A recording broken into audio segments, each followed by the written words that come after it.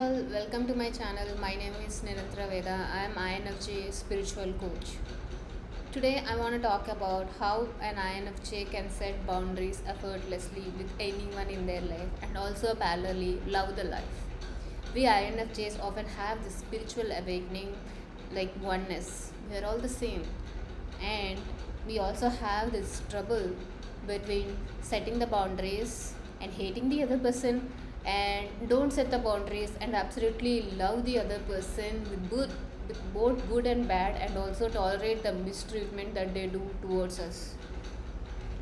This is often the go-to mode of the INFJs after spiritual awakening. Either unconditionally love the person and also compromise your boundaries, because we know deep down we believe in oneness, and we know deep down we are all the same and everything happens for their own good. And or either second is go for the door slam and completely ignore that other person and believe that they're pure evil and hate them for life.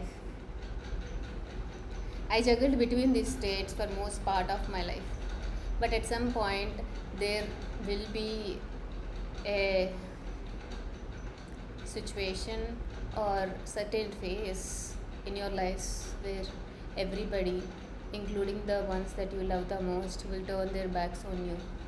This is what I personally experienced, and I named it the dark night of the soul in my journey, where everybody, the ones you love and the ones you don't love, will be on the same stand saying that the INFJ is wrong and they are right, and either you need to bend your truth and bend to their reality, or you need to create your own reality. There will come a saturation point in any INFJ's life where INFJ is forced to create their own reality and to make their own truth come true into the reality, and somehow they need to build a bridge and show the others what it means to live life in their own terms. At that point, boundaries become very crucial, because you need people to help you, to support you, and I believe it is the greatest abundance an INFJ can embody is receiving the people's support. Being the neurodivergent and being the INFJ will always have certain level of friction in your life, where people will have trouble connecting with you and will have trouble believing in your reality and will have trouble believing in your truth. And this will make an INFJ feel so alone and so depressed and give up on their truth, or just live their truth and be completely alone. But there is a way. There is a way that is rooted in the spiritual awakening.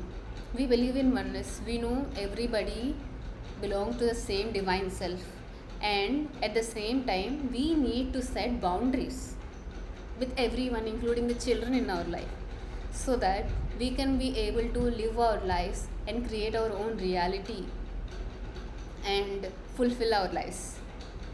And from that point, first we need to learn to accept ourselves. Until and unless we cannot accept our INFJness 100%, we cannot accept the other person 100%. What happens when we don't accept the other person? The other person can sense that we don't like them, we don't like their nature. So obviously when you set boundaries, they will resist, they will not follow your boundaries, and even they will try to trigger you. So this is the Japanese way of coaching for INFJs that I personally took, and it changed my life, and I personally advocate for it, for INFJs to be the strongest foundation to set boundaries. It is called Manayui. Manayui. It means accepting, acknowledging, forgiving, and loving all the parts of yourself, both good and bad.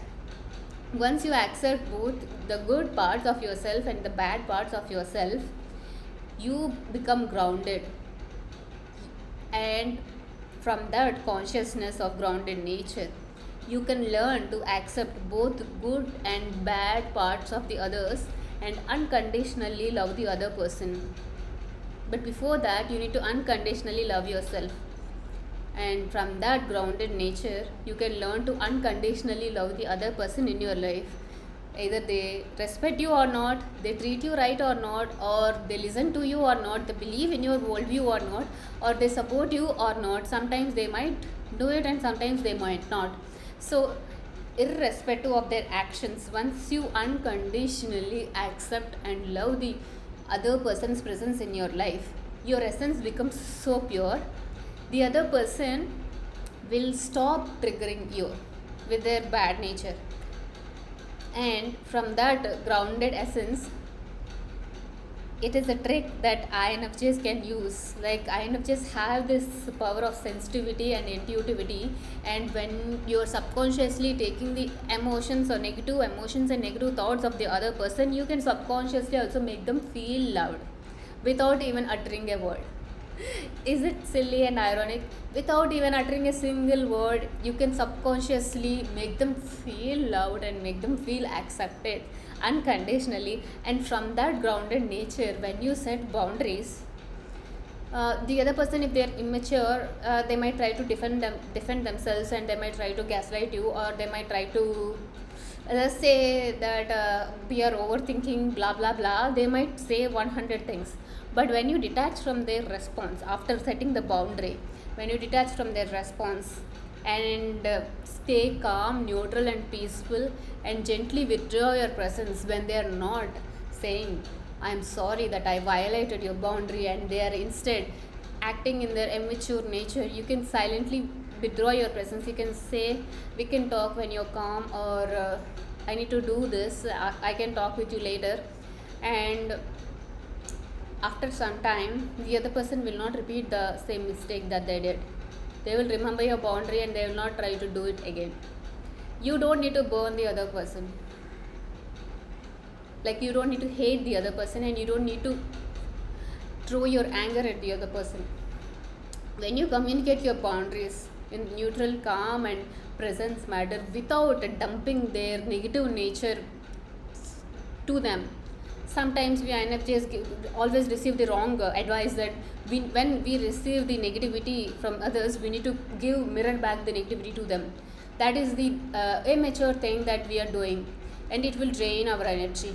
The mature thing is, don't go into their immature battle ring and fight back with them.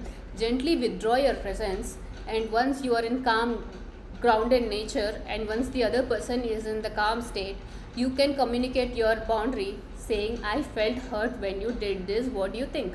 Or I felt invalidated or violated or tortured when you did this, what do you think? And the other person will do whatever they want to do, and if they really love you and if they want to stay in your life, they will completely respect your boundary.